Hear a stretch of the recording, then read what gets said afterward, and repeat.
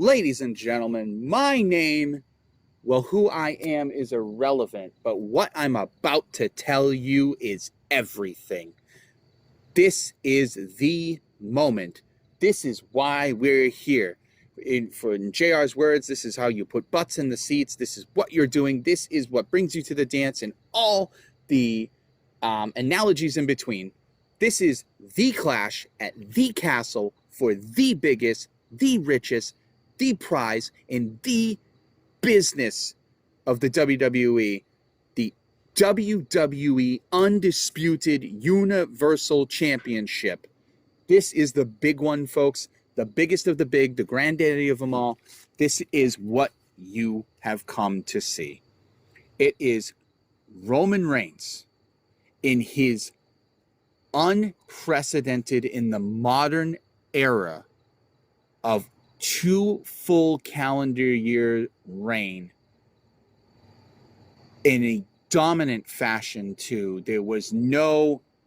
This is not a title reign of chicken shit heel tactics. This is not a title reign of lackluster defenses. This is not a title reign of boring escapades. This is just wrestling at its absolute purest, finest majesty. And that's why, what better place for it to take place than in a freaking castle, the land of castles, Cardiff, Wales. Now, the challenger, Drew McIntyre, a favorite of this show by both myself and Donnie, love Drew to the hilt. He is unbelievable. He deserves everything he gets.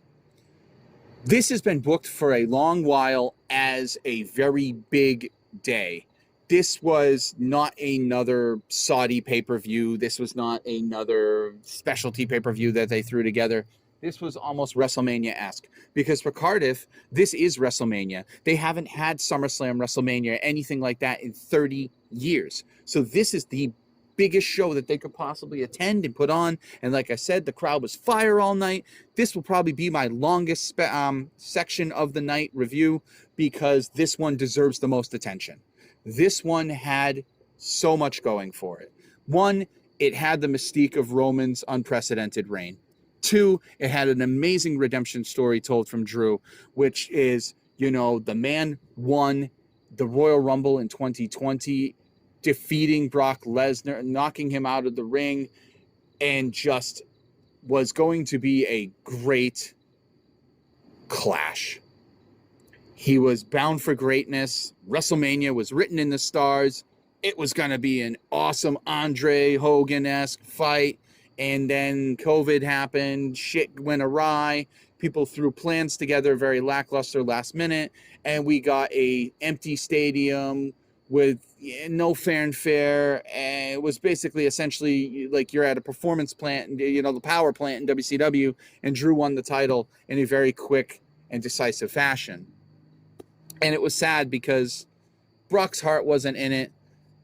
Drew was all heart. He wanted the belt. He's waited his whole life. He's gone through redemption. He's eaten the shit. He's been through the mud. He came back. He reinvented himself after his release. He went from the chosen one to the one that no one wanted to coming back to being the guy. And everyone wanted a piece of Drew McIntyre, especially the crowds, and we all got robbed of it. We all got robbed by a little thing called COVID-19, which is outdated now. How ironic. There's so many stories going on. It had a bunch of different elements to it that gave it this sense of grandeur. And I was sitting there saying, okay, if this was any other reign, any other title reign holder storyline, Drew would be the fan favorite. You got the country behind him. You got the company behind him. You got the fans behind him. You got everything written. But, again, things change. Roman is on an unprecedented streak. You hate that word yet? Well, too bad. It's unprecedented. No one has done what Roman has done. Not even his cousin Dwayne, The Rock Johnson, has done what he's done. And the Man in Black can probably pick a fight with him any other time. Let's just see how his box office does first, because I happen to be a big Teth Adam fan, and I hope Dwayne can pull it off, soundly. I think he can. The guy looks phenomenal. Anyways, tangent aside, we are the masters of the tangential. And again, by myself, I still get the energy enough for both of us. This was it. This was it. But this had so many elements. I told you this had different elements. This had the bloodline was gone. No Paul Heyman.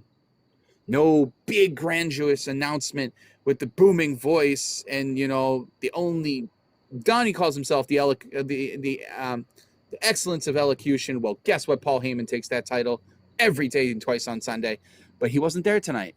So we had this amazing ring announcer who I didn't know her name, and I apologize. Someone in the comments correct me. I love to be corrected because I love to just not read them. Just kidding. She is a fantastic, fantastic ring announcer, I have to say. She didn't do the job of Paul Heyman for Roman, but she did the job so well. And the way she said rated R superstar, other than Tony Chimmel, is my favorite way that someone says it. Really different. But yeah, so not only that, you had the question of, oh no, the bloodline is not there to back Roman up. And they tried to paint this picture. Had the bloodline not been there, would Brock Lesnar be facing Drew McIntyre in Cardiff, Wales?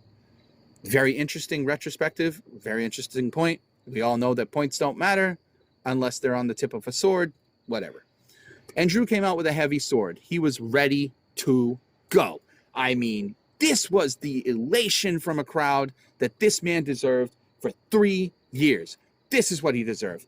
This is what this guy should have. And I would love to see Drew McIntyre win the WWE Undisputed Universal Championship at any other time.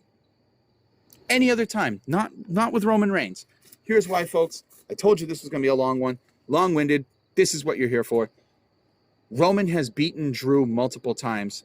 Once at Survivor Series in a champion versus champion clash at the beginning of his maturity of the Universal title reign that he's on now. He beat him soundly.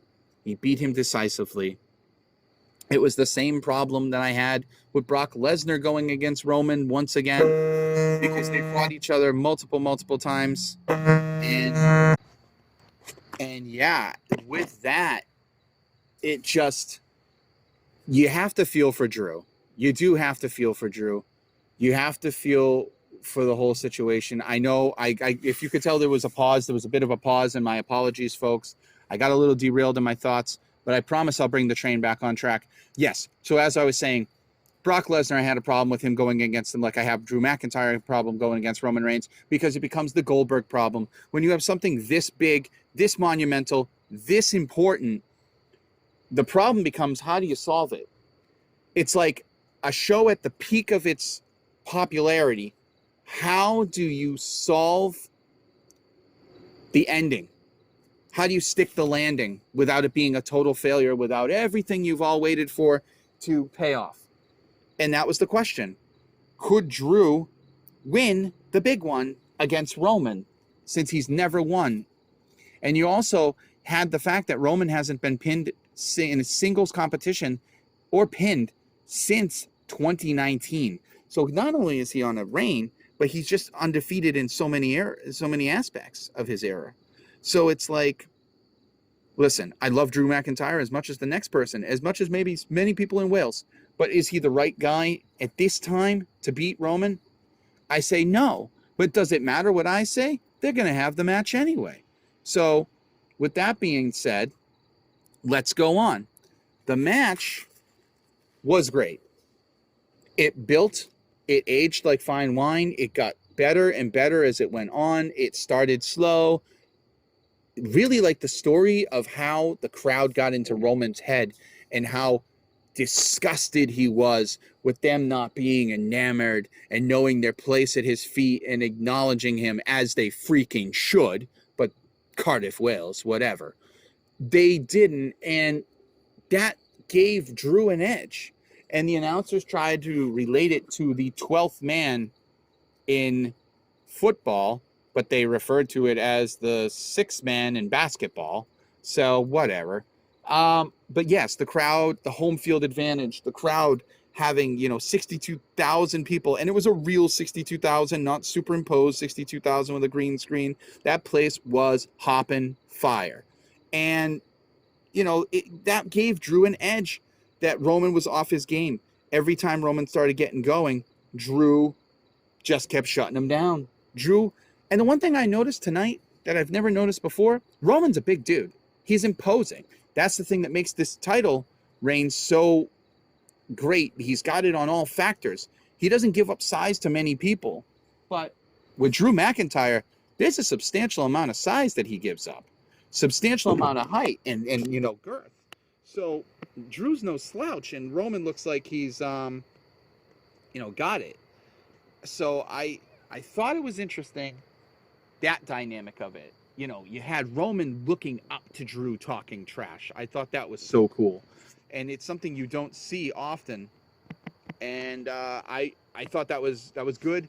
It also, they sold the story with the bloodline not being present, really gave Drew an edge, because they seem to have lately, maybe the story is Roman's getting on his laurels. He's too fat for his britches. He's living the kingly life, and he's not paying attention as much in the ring as he should, and others are doing the dirty work for him. Maybe that's the story.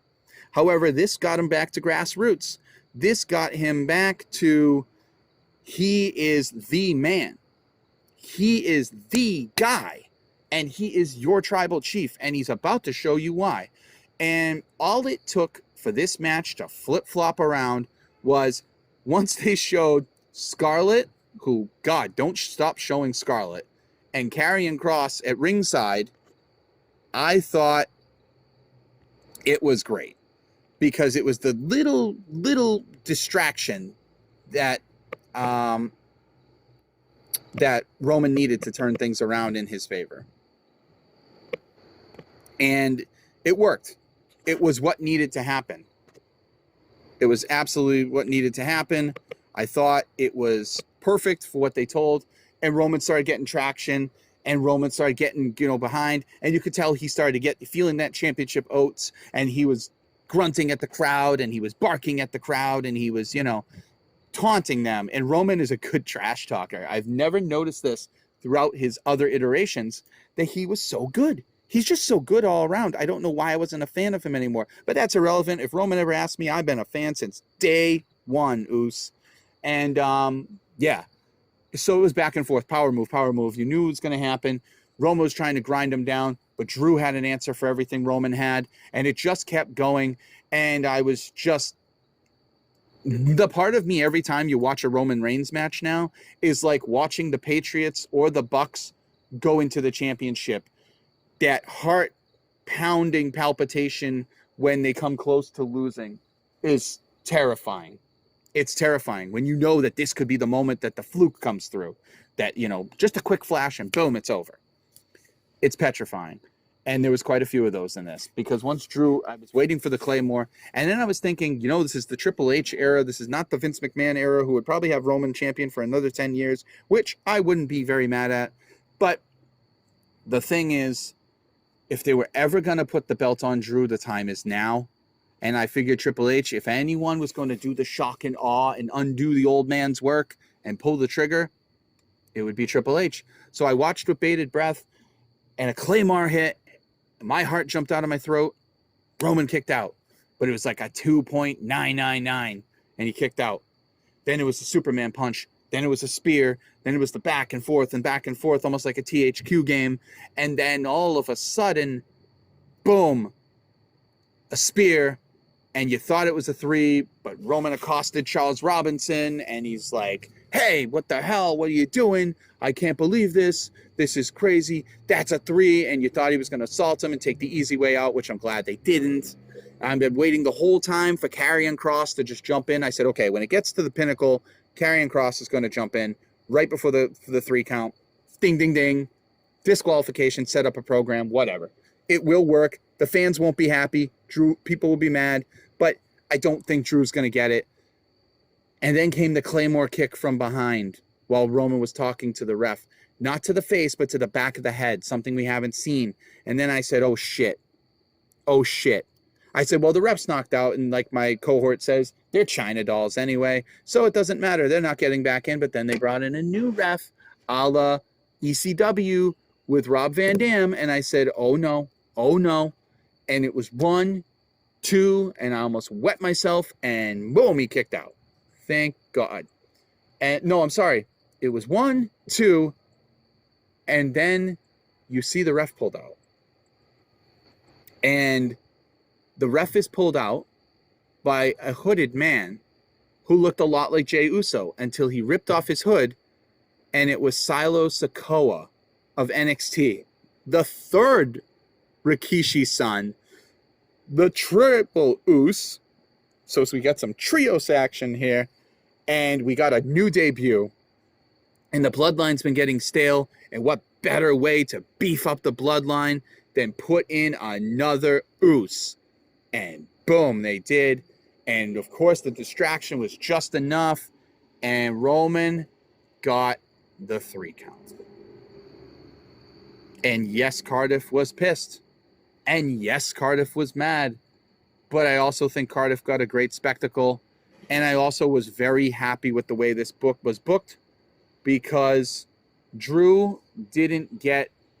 My God, I'm so sorry, folks. My tangential brain is all over the place. Prior to Silo Sikoa debuting, we got Austin Theory's music playing. And Drew and Roman were both down from the Glasgow kiss that Drew took him out with. And I said, oh, shit.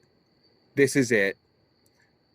Austin Theory came down. Triple H would not do this to us. There's no way. But he wanted to cash it in a la Seth Rollins. And I said, oh my God, no. This is the worst way this pay-per-view could ever happen. Not only was I going to wet myself, but I was going to soil myself and vomit.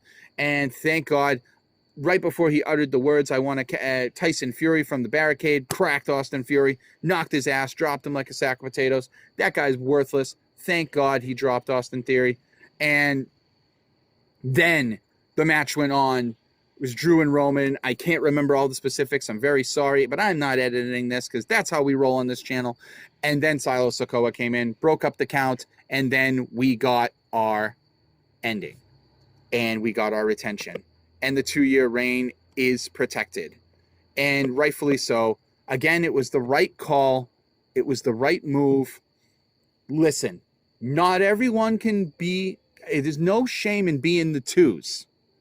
Because we all know we still the ones. And I'm out here in bloodline red, draped with championship gold across my shoulder. Yeah, it might be a Shop Zone title, but it doesn't matter. I'm there in spirit. And the reign continues. I'm holding my finger proudly up high. And the last thing I have to say, if you watch the pay-per-view or go back and watch the pay-per-view, you know Tyson Fury did a little ditty. And so in the spirit of that, this is how I will close out with something like this. Bye, bye, Miss American Pie. Drove my Chevy to the levee, but the levee was dry. And good old boys will have to bow to the bloodline, 'cause Roman will be the champ till you die. Good night, everybody.